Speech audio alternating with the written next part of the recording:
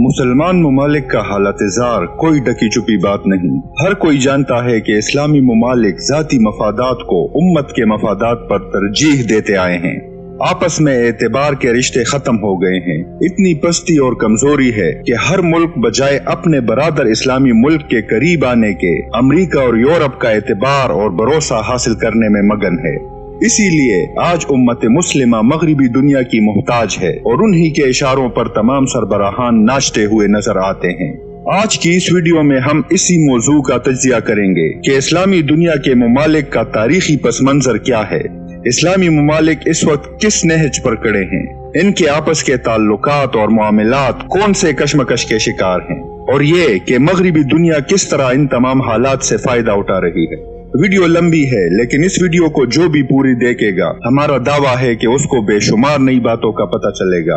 हमारी मेहनत और इस मौजू का तकाजा है कि आप ये वीडियो पूरी देखें और चैनल को लाजमी सब्सक्राइब करें। इस्लामी ममालिक की सबसे बड़ी तंजीम OIC में शामिल ममालिक की तादाद 57 है। 2019 के तखमीने के मुताबिक OIC में शामिल ममालिक की कुल आबादी 1 अरब 90 करोड़ है, जो कि दुनिया की कुल आबादी का तकरीबन 24% है। दुख की बात यह है कि इन 1 अरब 90 करोड़ आबादी के पास कोई एक भी ऐसी यूनिवर्सिटी नहीं जो कि रिसर्च के एतबार से दुनिया की 400 बड़ी यूनिवर्सिटियों में शुमार हो सके। इसी तरह 2019 के आदाद-ओ-शुमार के मुताबिक OIC ममालिक की मजमूई GDP तकरीबन 9.9 ट्रिलियन अमरीकी डॉलर्स है, जबकि दुनिया की कुल GDP तकरीबन 88 ट्रिलियन डॉलर्स है। दूसरी जंग अजीम से लेकर 2020 तक कोई एक भी मुसलमान मुल्क नहीं जो कि दुनिया के 10 बड़ी मईशतों में जगह बना सके। इस वक्त आप स्क्रीन पर देख सकते हैं कि 2024 में दुनिया की मईशत का क्या नक्शा होगा। इस्लामी दुनिया को क्या हुआ? ये सवाल अरब और मुस्लिम दुनिया के तकरीबन तमाम लोगों के जहन पर सवार है। हम इस सवाल को मंतर की तरह दोहराते हैं और हर कोई इसका जवाब अपनी इस्तिताअत के मुताबिक देता है। आप इसे ईरान से शाम तक, सऊदी अरब से लेकर पाकिस्तान तक और तुर्की से लेकर इंडोनेशिया तक सुनेंगे। तमाम इस्लामी ममालिक के अवाम के नजदीक माजी में उनके ममालिक और हालात मुख्तलिफ थे। ये वो जमाना था जब मुसलमान दुनिया फिरकावाराना हलाकतों की होलनाकियों में मुब्तला नहीं था, लेकिन अब इस्लामी ममालिक हलाकत खेज हद तक मुतहर्रिक जगहें बन चुकी हैं।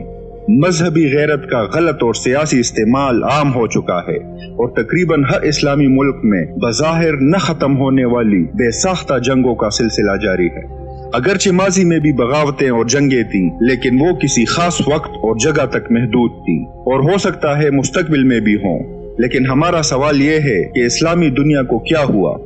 ये सवाल उन नौजवानों के लिए नहीं जिनको ये भी नहीं पता कि दुनिया में इस वक्त मजहबी जंगे नहीं बल्कि माशी जंगे गरम है। मुसलमान इसलिए नहीं रुसवा हो रहे कि उन्होंने कलमा पढ़ा है, बल्कि इसलिए तबाह हैं कि इनके पास न तो कोई तदबीर है और न ही सलाहियत, जबकि दुनिया का वतीरा है कि ताकतवर कमजोर को खाता है।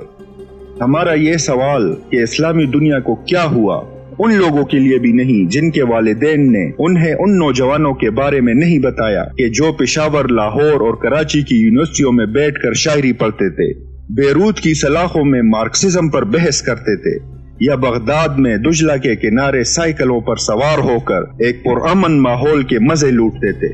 लेकिन हाँ, ये सवाल मगरिब के उन लोगों को हैरत में डाल सकता है जो ये समझते हैं कि आजकल की इंतहा पसंदी और खून खराबा हमेशा से मुसलमान ममालिक का मामूल रहा है। ये समझे बगैर कि मुसलमान दुनिया ने क्या खोया है और ये सब कुछ कैसे हुआ, और खास कर ये कि जब तक हम इस सवाल का जवाब नहीं ढूंढते कि सऊदी अरब और ईरान के माबेन दुश्मनी ने इन सब हालात में क्या किरदार अदा किया है, और या फिर आजकल तुर्की, सऊदी अरब, इंडोनेशिया, कतर, ईरान और पाकिस्तान में कौन से नए तजादात जन्म ले रहे हैं, हम एक बेहतर मुस्तकबिल का ख्वाब नहीं देख सकते और न ही हम इस्लामी ममालिक के हालात और सियासत को मुकम्मल तौर पर समझ सकते हैं।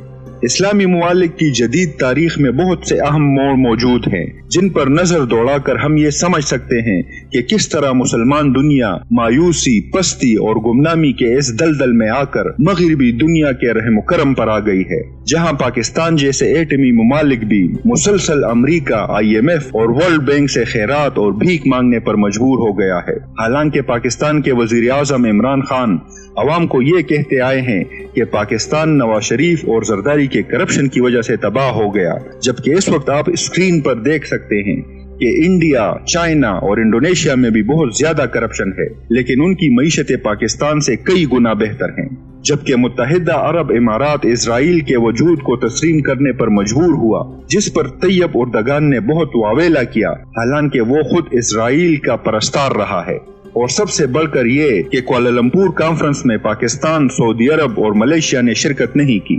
اگرچہ یہ ایک بہت لمبی بحث ہے، لیکن اگر ہم گفتگو کو بہت سمیٹیں تو بھی ہم جدید تاریخ کے 4 ایسے واقعات کی بات یہاں لازمی سمجھتے ہیں جن کی وجہ سے مسلم دنیا پر بڑے گہرے اثرات پڑے ہیں۔ پہلا واقعہ سلطنت عثمانیہ کے ٹوٹنے سے شروع ہوا، کیونکہ یہ وہ وقت تھا جب صدیوں سے قائم، نام نہاد ہی صحیح، لیکن مسلم دنیا کی بادشاہت کا نیوکلیس بکھر گیا تھا۔ بے شمار نئی ریاستوں کا وجود قائم ہو رہا تھا۔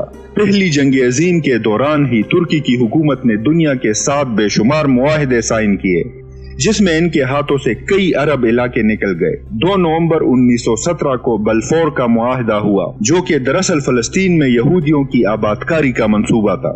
یہ وہ حالات تھے جب مسلمان نئی دنیا میں زوال پذیر ہونا شروع ہو گئے تھے۔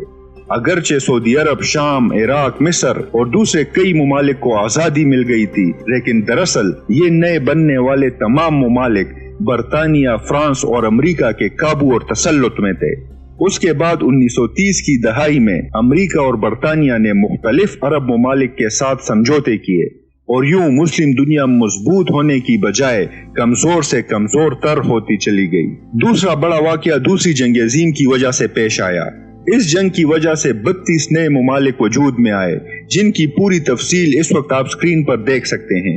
ان میں بہت سارے ممالک میں مسلمانوں کی آبادی زیادہ تھی، اور موجودہ دور میں ان کی شناخت بھی اسلامی ہے، لیکن طاقت کے اعتبار سے یہ سب ممالک مفلوج اور کمزور ہیں۔ سلطنت عثمانیہ کے خاتمے اور دوسری جنگ عظیم کے واقعات کے بعد تیسرا بڑا واقعہ 1979 کا سال ہے، جس میں 3 بڑے واقعات رونما ہوئے۔ اس سال فروری میں آیت اللہ خمینی کی سربراہی میں ایران میں انقلاب آیا تھا۔ 1979 میں ہی نومبر کے مہینے میں سعودی عرب کے تشدد پسند گروپوں نے مکہ مکرمہ میں مسجد نبوی کا محاصرہ کیا، اور دسمبر کے مہینے میں کرسمس کے موقع پر سوویت یونین نے افغانستان پر حملہ کیا، اور پھر افغانستان میں امریکہ کی مدد سے جدید دور میں جہاد کے نام پر پہلا میدان جنگ بنایا گیا۔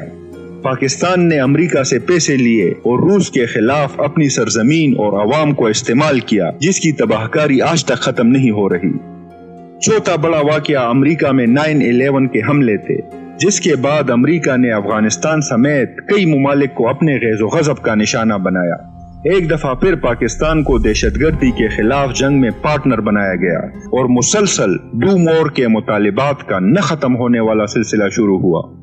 اس دفعہ بھی پاکستان میں آمریت قائم تھی، اور جنرل مشرف ایک جمہوری حکومت کو پیروں تلے روند کر خود ساختہ صدر بنا ہوا تھا، جو کہ امریکہ کے سیکرٹری آف اسٹیٹ کالن پاول کے ایک فون کال کے آگے ڈیر ہو گیا تھا، جس فون کال میں مشرف کو دھمکی دی گئی تھی کہ ہم پاکستان کو پتھر کے دور میں دھکیل دیں گے۔ اس کے علاوہ اگر بات کی جائے تو اور بھی 2-4 واقعات 1979 میں ہوئے تھے۔ مثال کے طور پر پاکستان میں اس سال اپریل کے مہینے میں جنرل ضیاء الحق نے ذوالفقار علی بھٹو کو پھانسی دی، اور پاکستان میں برائے نام اسلامی قانون نافذ کر دیا۔ ضیاء الحق کے اس اقدام کے ایک دن بعد ایران کے صدر خمینی نے ایران میں اس اسلامی قانون نافذ کر دیا۔ بات یہاں آ کر ختم نہیں ہوتی، بلکہ اسی سال مصر نے اسرائیل کے ساتھ امن معاہدہ کر کے اسرائیل کے وجود کو تسلیم کر لیا تھا۔ یہ چاروں واقعات اگرچہ الگ الگ وقتوں میں ایک دوسرے سے تقریباً آزادانہ طور پر رونما ہوئے تھے، لیکن ان چاروں کا امتزاج زہریلا تھا۔ ان واقعات کی وجہ سے مسلم دنیا آپس میں بے اعتباریوں اور دشمنیوں کا شکار ہو گئی۔ مثال کے طور پر سعودی ایران دشمنی، ترکی سعودیہ اختلافات، افغانستان، عراق، شام اور لیبیا کی تباہی، فلسطین اور کشمیر کی تباہ کاری اور نسل کشی، مسلمانوں پر دہشت گردی کے الزامات، القاعدہ، ISIS اور سب سے بڑھ کر مختلف اسلامی ممالک کے مغربی ممالک سے اپنے مفادات کے لیے یارانے۔ ہم جب یہ کہتے ہیں کہ مسلمانوں کی بدحالی کو موجودہ دور میں سب سے زیادہ نقصان سعودی ایران دشمنی نے پہنچایا ہے، تو یہ بات کسی بھی لحاظ سے غلط ثابت نہیں ہو سکتی۔ अगरचे दोनों ममालिक एक वक्त तक दोस्ताना हरीफ रहे थे और साथ ही खित्ते में कम्युनिज्म का मुकाबला करने के लिए अमरीकी कोशिशों के सतून बने हुए थे, लेकिन फिर जब ईरानी इनकलाब आया तो ईवान सऊद ने सबसे पहले नई क़यादत की इस्लामी असनाद और कुरान पाक को ईरान के आईन के तौर पर अपनाने की तारीफ की। लेकिन जल्द ही सऊदी अरब का ये नजरिया उस वक्त बदल गया जब खुमैनी ने एक बार सऊदी वलीअहद को ऊंट चराने वाला और वहशी करार दिया था। लेकिन इससे भी बढ़कर ये कि खुमैनी अगरचे एक शिया था, लेकिन उसके पास मुस्लिम दुनिया की क़यादत के लिए जबरदस्त डिजाइन थे। हालांकि ज्यादातर मुस्लिम दुनिया की आबादी और ममालिक सुन्नी है। इन दो बातों ने सऊदी अरब के अंदर गहरे अदम तहफ़्फ़ुज़ को जन्म दिया, क्योंकि सऊदी बादशाह इस्लाम की दो मुतबर्रक तरीन जगहों यानी मक्का और मदीना का भी निगरान था और उनके ख्याल में वो मुसलमान दुनिया का लीडर था। लेकिन मक्का मुकरमा में खाना काबा में 2 हफ्तों तक जारी रहने वाले मुहासरे ने मुस्लिम दुनिया में उस मुमलिकत के मौक़िफ़ को भी गहरा नुकसान पहुँचाया था। ईवान सऊद एक मुहाफिज की हैसियत से अपने किरदार में नाकाम रहा था। जब रूस ने अफगानिस्तान पर हमला किया तो सऊदी अरब ने मुजाहिदीन और पाकिस्तान को माली मदद फराहम किया, क्योंकि वो जंग उस वक्त कम्युनिस्टों के खिलाफ एक मजहबी जंग के तौर पर पेश किया जाता था। हालांकि वो जंग अमेरिका और सोवियत यूनियन के दरमियान कोल्ड वॉर का हिस्सा था, जिसमें मुसलमान ममालिक अमेरिका की तरफदारी कर रहे थे। सऊदी अरब न सिर्फ माली इमदाद फराहम करता था बल्कि अपने नौजवानों को अफगानिस्तान के मैदान जंग में भी भेजता था। उस वक्त मुस्लिम दुनिया की क़यादत के लिए एक तबाहकुन मुकाबला जल्द ही शुरू हुआ, जिसमें ईरान और सऊदी अरब ने खाम ताकत के हसूल में मजहब को इस्तेमाल किया, मजहब का एक तरह से इस्तेहसाल किया और इस्लाम को एक पुरअमन मजहब की बजाय ताकत और गलबे के तौर पर इस्तेमाल किया। 1979 से लेकर अब तक ये वही गुलाम गर्दिश है जो राह में आने वाले हर चीज को भस्म कर रहा है। किसी भी चीज ने अरब और मुस्लिम दुनिया को इतना गहरा नुकसान नहीं पहुंचाया और न ही बुनियादी तौर पर इतना ताराज किया जिस तरह 1979 के वाकयात ने। मुस्लिम दुनिया की सरबराही के लिए दोनों ममालिक यानी ईरान और सऊदी अरब ने दुनिया में एक कमजोर सी ताकत बनने के लिए मजहब को न सिर्फ इस्तेमाल किया बल्कि मजहब का इस्तेहसाल किया और इसका असल चेहरा भी मसख कर दिया। सऊदी अरब पर एक ऐसे तबके की बादशाहत थी जो सहराओं से उठकर आए थे और इंतहाई सख्त नुक्ते नजर रखते थे। मिसाल के तौर पर औरत अकेले बाजार नहीं जा सकती, औरत ड्राइविंग नहीं कर सकती, वगैरह वगैरह। किंग फैसल इनमें वाहिद लीडर गुजरा है जिसने जिद्दत पसंदी और नई दुनिया के तकाजों पर चलने की कोशिश की, लेकिन उसको अपने ही कजन ने मुल्क में टीवी लाने पर कत्ल कर दिया था। जबकि ईरान का इनकिलाब मुसलमानों के दिलो दिमाग पर इस तरह से हावी हो गया था जैसा कि कोई फरिश्ते अल्लाह ने जमीन पर भेजे हों और उनसे हुकूमत चला रहा हो। हालांकि ईरान के इनकिलाब ने मुस्लिम दुनिया को जदीद दुनिया के तकाजों से जितना दूर रखा उतना शायद ही किसी और अमल ने किया हो, क्योंकि इमाम खुमैनी की नजर में मौसीकी पर पाबंदी, औरतों का अबाया पहनना और इलेक्ट्रॉनिक मीडिया से दूर रहना ही मुसलमानों की कामयाबी थी, जो कि हर लिहाज से एक गलत तस्वुर था। इसके अलावा दूसरे अहम वाकयात मुसलमान ममालिक के आपस में और बैरूनी दुनिया के साथ गैर मंतकी इत्तेहाद, जंगों का आगाज या इख्तिताम या नई सियासी तहरीकों की पैदाइश की शक्ल में सामने आए। लेकिन 1979 की बुनियाद परस्त मीरास ने यह सब कुछ किया, बल्कि ये कहना गलत नहीं होगा कि बयान किए गए वाकयात से भी बहुत ज्यादा नुकसान मुसलमानों को पहुंचाया और अब तक पहुंचा रहे हैं। 1979 ने एक ऐसा अमल शुरू किया जिसने माशरों की शक्ल बिगाड़ दी और सकाफती और मजहबी हवालों को तब्दील कर दिया। 1979 में होने वाले वाकयात ने मुसलमानों की इज्तिमाई यादाश्त को हाईजैक करके उनसे ये बात ही बुला दी कि वो कौन है। एक खुफिया और नाकाम मंसूबे के तहत मिस्र से पाकिस्तान तक ईरान और सऊदी अरब दोनों ही अवाम को पैसों, प्रोपेगेंडो और मजहब साजी के जरिए अपने साथ चलने और पार्टनर बनाने के लिए काम कर रहे थे और अब तक कर रहे हैं। 1980 की दहाई में ईरान इराक जंग और अफगानिस्तान के नामनहाद जिहाद ने सुन्नियों और शियों के दरमियान फिरकावाराना जुनून पैदा कर दिया। 2003 में इराक पर अमरीकी हमले के बाद इसमें और भी तेजी आ गई।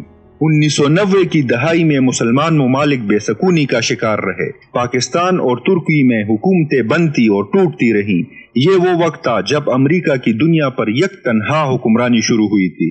मुसलमानों की मईशत तबाह व बर्बाद हो रही थी और इराक, लीबिया, तुर्की और पाकिस्तान जैसे ममालिक में फौजी मदाखलतें और हुक्मरानियों ने जमहूरियत और जमहूरी इदारों को तबाह व बर्बाद कर दिया था। सऊदी अरब हमेशा की तरह अमेरिका का वफादार और ईरान का दुश्मन बना रहा। फिर 9/11 के बाद से लेकर अब तक मुसलमान दुनिया बेसकूनी और बर्बादी के रास्ते पर गामजन है। लाखों मुसलमान दहशतगर्दी का निशाना बन चुके हैं, लेकिन मुसलमान लीडरों को एहसास तक नहीं। 2010 और 2011 में अरब स्प्रिंग के नाम से बगावतों का आगाज हुआ, जिसमें मशरिकी वस्ता और शुमाली अफ्रीका में जमहूरियत के हक में एहतजाज और बगावतें उठ खड़ी हुई। अरब स्प्रिंग में ट्यूनिस, मिस्र, यमन, बहरीन, लीबिया और शाम के ममालिक मुतासिर हुए। हुस्नी मुबारक, मुअम्मर कज़ाफी और ज़ैनुल आबिदीन जैसे लीडरों का सफाया कर दिया गया, जबकि शाम के बशारुल असद और बहरीन की हुकूमतें अरब स्प्रिंग से हिकमत अमली और बैरूनी इमदाद की वजह से बच गईं। अल्जीरिया, उर्दन, मराकेश और ओमान की हुकूमतों ने अरब स्प्रिंग का मुकाबला करने के लिए बेशुमार इस्लाहात की और अवाम को रिलीफ दिया। अरब स्प्रिंग के बाद से लेकर अब तक मुसलमान दुनिया में एक नए इंतशार ने जन्म लिया है, जिसमें मुसलमान ममालिक की सरबराही की एक नई जंग शुरू हो गई है, जिसमें कई ममालिक OIC पर उंगली उठा रहे हैं कि वो फलस्तीन और कश्मीर के लिए आवाज नहीं उठा रहा।